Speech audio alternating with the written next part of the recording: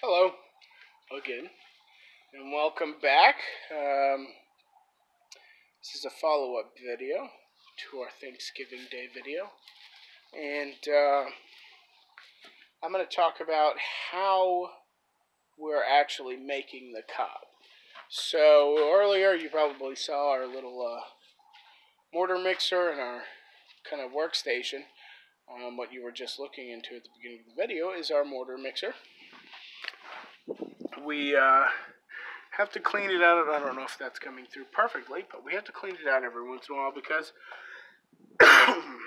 lots of straw gets built up, lots of the clay gets built up, and it blocks the paddles. And once that happens, we just get huge balls of the straw that we put in, and you kind of lose the amount of straw that you have in there, kind of because they get stuck on the paddle. So we have changed, right? So our method of making cob. We started doing tarp. We started doing things like high-speed drill in a pan with the clay, sand, and everything. And the drill works a lot better than the tarp method. The tarp method's probably fun, but the tarp method really lacks in the fact that it typically takes 2 or 3 people to do it really consistently without wearing yourself out. And one person with that drill could make 2 to 3 times as much cob as that group of people. Sorry. And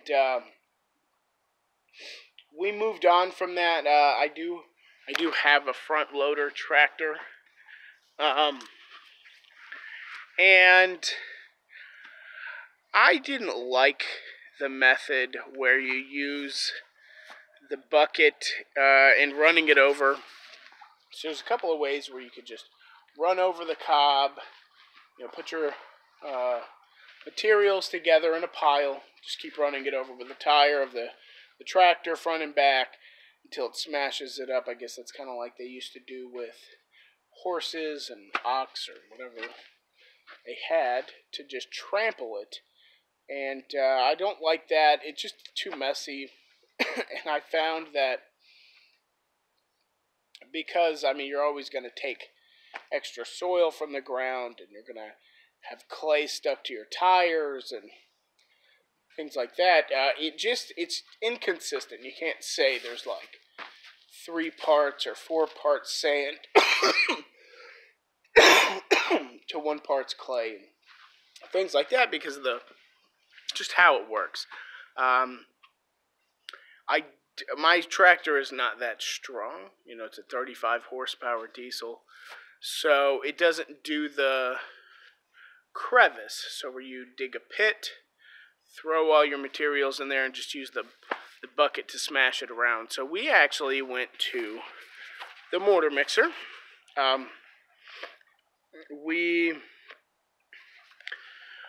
We're concerned about how much it costs. I already have a tractor. I didn't have to rent anything.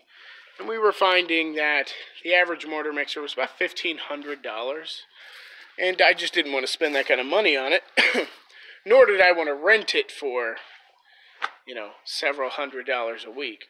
So my wife actually started reaching out to rental companies and pricing things, and she ended up talking to somebody about buying one of the rental items.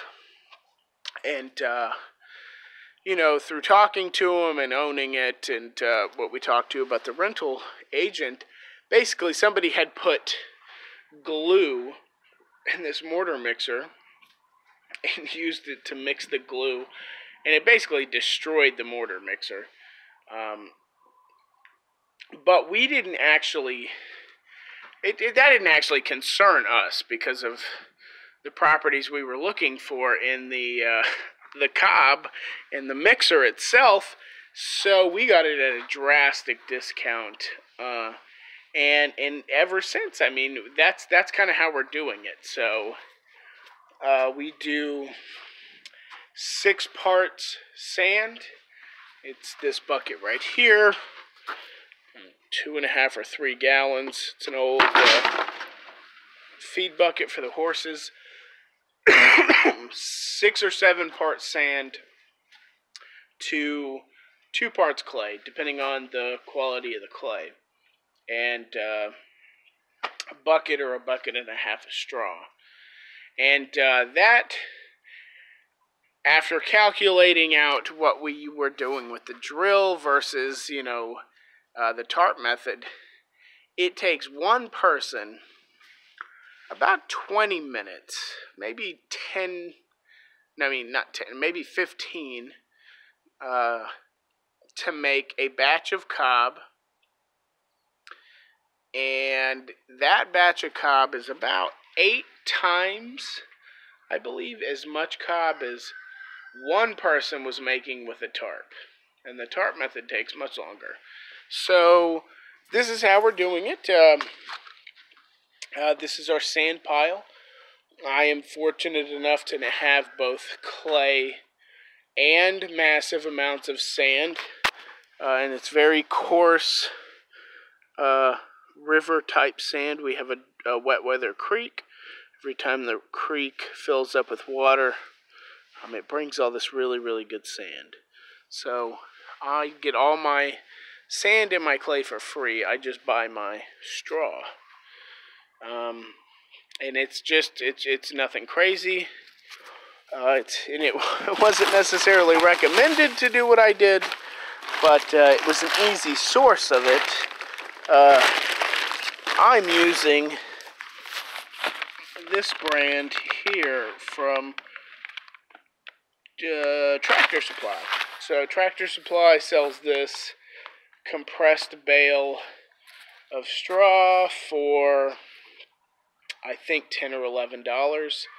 I just kind of keep it in these buckets here, and it's pretty slick. So that's the concern, is it doesn't have as much texture, but I don't know. I did a bunch of testing with the drop tests and everything. I found it worked pretty well for what I was doing. It was easy, and I didn't have to have a barn to store my straw from the winter, the harvest time, for 6 or 7 months, and have to have 100 bales or something like that, so it works for me, obviously, and it's cheap, and it's local. Well, no, that's a lie. But it's local enough in the fact that I can just go pick it up at any town and bring it home in the back of my sedan. So this is our method. All that gets loaded onto a little wagon. We drag it into position. And our subsequent videos, I'm going to go ahead and post one of how I harvest clay now, how I was doing it recently, and why I chose the difference. The clay is the biggest concern of which one has the quality. You need good, solid clay that doesn't have too much sand, so it doesn't throw off your other mixture. And we changed to just harvesting out of a pond because the previous method was pretty labor intensive. So we'll get to that soon, and thank y'all for watching. Have a good day, guys.